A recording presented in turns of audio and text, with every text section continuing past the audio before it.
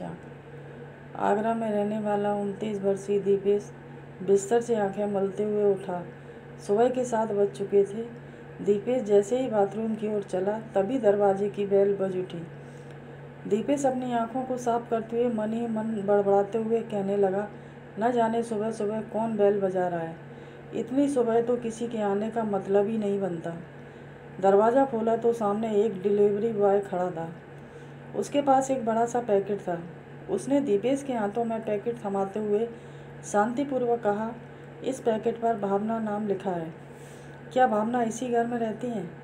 तब दीपेश ने चिड़चिड़ाते स्वभाव में कहा, भावना तो मेरी पत्नी का नाम है। क्या लाई हो इस बड़े से पैकेट में? डिलीवरी बॉय ने दीपेश को हैरत से देखते हुए कहा, डिलीवरी आपके घर से हुई है, आपको ही मालूम होगा इस पैकेट में क्या है। इस पैकेट की ऑनलाइन पेमेंट हो चुकी है। इतना कहकर डिलीवरी बॉय गली में खड़ी अपनी स्कूटी स्टार्ट करके वहाँ से चलता बना। दीपेश उस बड़े से पैकेट को कमरे के भीतर ले आया और पलंग पर पटकते हुए ज़ोर से चिल्लाया, भावना कहाँ हो तुम? कहाँ मर गई? तुमने मेरी ज़िंदगी जहन्नुम बना दी। पति का पैसा बर्बाद करने में तुम जैसी पत्नियों को खूब मज़ा आता है। ऑनलाइन शॉपिंग करने का चस्का दिन पर दिन तुम्हारा बढ़ता ही जा रहा है। दीपेश के चिल्लाने की आवाज़ सुनकर भावना तुरंत रसोई घर से बाहर निकली। हाथों में आटा सना हुआ था, चेहरे पर पसीने की बूंदें साफ दिखाई दे रही थी। साड़ी का पल्लू संभालते हुए अपने पति से बोली, क्या हुआ, सुबह सुबह क्यों चीख रहे हो?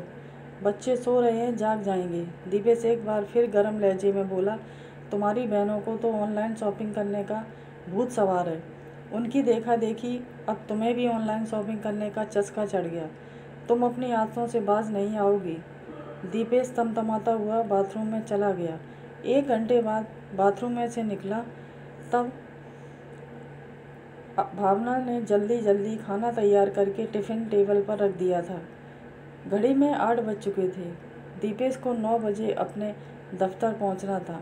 दीपेश ने स्कूटी की चाबी उठाई, तुरंत गली के बाहर पहुंचा और अपनी स्कूटी स्टार्ट करके बिना कुछ खाए पिए ही चला गया। भावना खाने का टिफ़िन लेकर बाहर गली तक दौड़ी, खूब आवाज़ दी, लेकिन दीपेश ने स्कूटी न रोकी।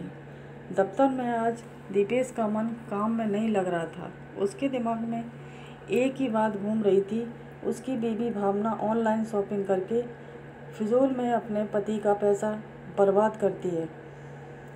सारा दिन दीपेश का बिना कुछ खाए पिए ही बीत गया। शाम को छुट्टी होने पर दीपेश स्कूटी लेकर वापस घर पहुंचा। पलंग पर उसकी नज़र गई तो वह सुबह वाला बड़ा सा पैकेट अभी भी बिस्तर पर पड़ा हुआ था। इतने में दीपेश की मां करुणा देवी भी दीपेश के कमरे में आ पहुंची। मां ने दीपेश से पूछा, इस पैकेट में क्या है? तब दीपेश ने उस पैकेट को खोला तो उसमें एक जोड़ी जुराब दिखाई दी। दीपेश को याद आया, कुछ दिन पहले उसकी जुराब फट चुकी थी, किंतु समय न मिलने के कारण वह मार्केट नहीं जा पाया था। दीपेश ने पैकेट को और खंगाला तो उसमें एक लिफाफे में किताब थी। वह किताब देखकर दीपेश की माँ खुशी से बोली, इस लेखक की किताब को मैंने कहाँ कहाँ नहीं ढूंढा पर न मिली। परसों ही मैंने भावना को इस किताब का जिक्र किया था और उसने मेरे लिए ऑनलाइन किताब मंगवा दी। पैकेट के भीतर एक नीले रंग की टोपी दिखाई दी।